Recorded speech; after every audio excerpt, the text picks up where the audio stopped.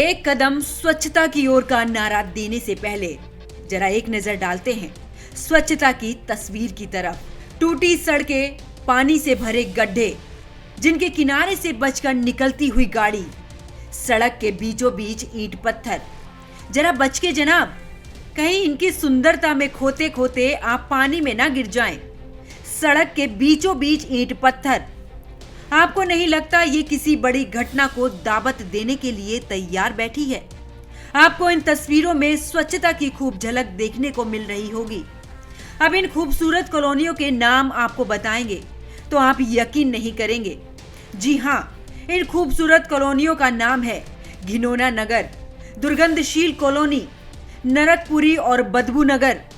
अगर इन कॉलोनियों का दीदार आपको करना है तो बता देते हैं कि कॉलोनियां हैं आगरा में शाहगंज क्षेत्र के दोरैठा अबदपुरी की, जहां पर शहर की सुंदरता में चार चांद लगाने वाली इन कॉलोनियों को छोड़कर यहां के लोग जाने की फिराक में हैं, जिसके चलते यहां के लोगों ने अपने घरों में मकान बिकाऊ है के पोस्टर भी लगाए हैं। जरा ध्यान से देखिए इन तस्वीरों को, आखिर ये किस सुव्यवस्था, किस विकास का दावा करती नजर आ रही हैं?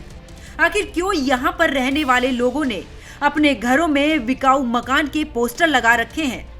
इस कॉलोनी का ऐसा नायाब नाम क्यों पड़ा, ये हम नहीं बताएंगे आपको। आप खुद ही लोगों की जुबानी सुनकर अंदाजा लगा सकते हैं। कहीं पर निकलने जगह नहीं, कहूँ बच्चों को खेलने जगह नहीं, और जाते हैं तो ये गंदे पानी में जाते हैं, गटर के पानी में पाँव रख रख के जाते हैं, तो समस्या है। समस्या है, कोई निदान नहीं हो रहा इसका? कोई निदान नहीं है, कोई नहीं, कुछ नहीं है, कोई सुनवाई नहीं कर रहा है। कोई सुनवाई नहीं कर रहा है। ये नाम लिखने पड़े, नरकपुरी, नाला सरोवर कॉलोनी, क्या करें, फिर यही लिखने पड़े मजबूरी। भैया यही है कि कीचड़ पानी भर जाता है, निकलने की समस्या हो रही है बहुत ज्यादा। निकल ही नहीं पाते, बच्चे स्कूल नहीं जा पाते। बच्चों की बस नहीं आती यहाँ पे, उन्हें छोड़ने जाओ स्कूल तक, फिर अच्छा यही समस्या है सारी। बीमारियों का भी खतरा हो? बीमारी तो है भैया, मच्छर बीमारी, गायों को भी बीमारी हो रही है, गायों को बीमारी हो रही है। हम लोग मच्छरों का बड़ा प्रकोप रहता होगा शाम को, बदबू भी। बदबू तो आप रह ही नहीं सकते भैया यहाँ। आपने अक्सर नेताओं को चुनाव के पहले अपने क्षेत्रों में झाड़ू लगाते देखा होगा। चुनाव से पहले टोपी लगाए, हाथ जोड़े आपको माननीय नेताजी को सामने आते हुए देखा होगा। लेकिन चुनाव के बाद वो जादुई झाड़ू आखिर कहां गायब हो जाती है जनाब? नेताजी क्या रखा है इन चार मीनार में? कुछ दिन तो गुजारिए नरक के द्वार में। आपको बता दें कि ये नाम सरकार और प्रशासन की आंख खोलने के लिए रखे गए हैं, लेकिन लगता है कि शासन और प्रशासन ने अपनी आंखों में झूठी विकास की पट्टी बांध रखी है।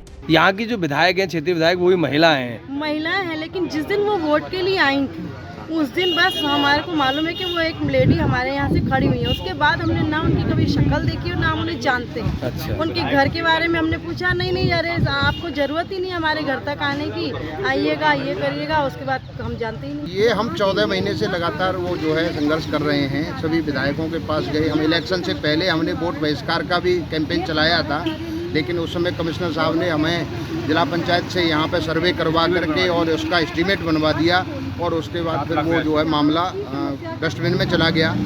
उसके बाद फिर हम लगातार संघर्ष करते रहे, और एक बार जो है जब राजेंद्र पैंसिया जी उपाध्यक्ष थे उस समय पे यहाँ पे इसका सर्वे भी हुआ। सर्वे होने के बाद में लिस्ट भी बन गई और उपाध्यक्ष जी का ट्रांसफ़र हो गया, और उसके बाद फिर मामला फिर दोबारा से खटाई में चला।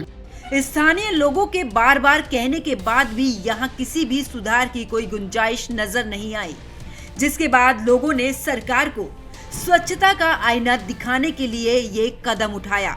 विकास की बाट जो रहे लोगों ने तो वोट का बहिष्कार भी किया, लेकिन उनके इस बहिष्कार की भी शायद अनदेखी कर दी गई। अब देखना ये होगा कि सरकार की जादुई झाड़ू कब यहाँ पर चलेगी और कब इसका कायाकल्प बदलेगा। खैर, इंतजार करिए कि कब चुनाव आते हैं और कब नेताजी अपनी जादुई झाड़ू से धूल साफ करते हुए फिर अपने क्षेत्र में झाड़ू लगाने आते हैं। न्यूज वॉच इंडिया के लिए आगरा से शिशुपाल की रिपोर्ट।